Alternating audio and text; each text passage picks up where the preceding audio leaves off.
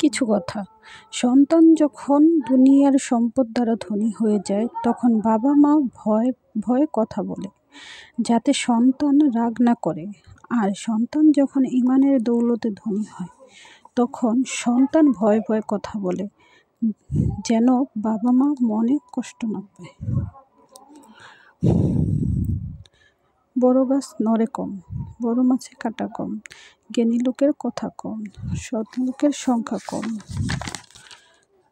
গুণী লোকের কদর কম, রাগী লোকের ধৈর্য কম, নিষ্ঠুর লোকের মায়া কম, শিশুদের হিংসা কম, সৎ লোকের বন্ধু কম, নিঃশ্বাসের বিশ্বাস কম।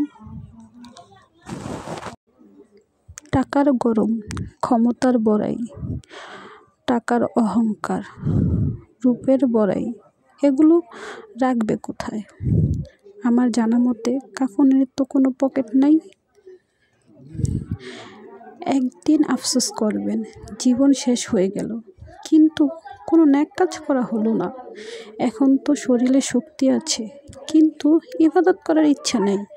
এমন একদিন আসবে সামনে ইবাদত করার ইচ্ছা হবে, কিন্তু শরীরে কোনো শক্তি থাকবে না, একটা সেজদা দেওয়ার ক্ষমতা থাকবে না। এখনো সময় আছে, তওবা করে ফিরে আসুন।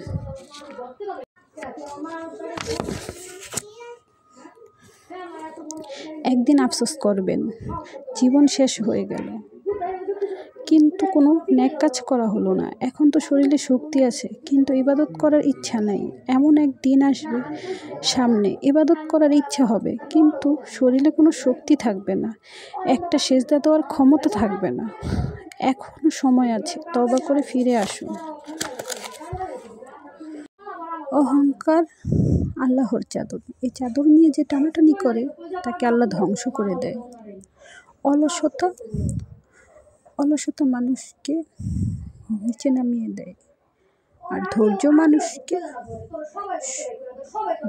মানুষকে শক্তিশালী করে, মনোবল বাড়ায়, আর হিংসা মানুষকে জ্বালিয়ে দেয়। কথাগুলো সবসময় মনে রাখবেন। জীবনে কখনো নিজেকে বড় মনে করবেন না। যখনই দেখবেন নিজেকে বড় মনে করছেন, তখন নিজের মধ্যে অহংকার চলে আসবে, হিংসা চলে আসবে। সব সময় নিচের দিকে নিজের চোখ রাখবেন। যেমন আমি সুস্থ আছি, আমার চেয়ে অসুস্থ কত লোক আছে, তাই সুস্থতার শুকরিয়া করবেন। আর মনে করবেন আল্লাহ পাক আমাকে খুবই সুস্থ রেখেছে, তার জন্য শুকরিয়া জ্ঞাপন করবেন।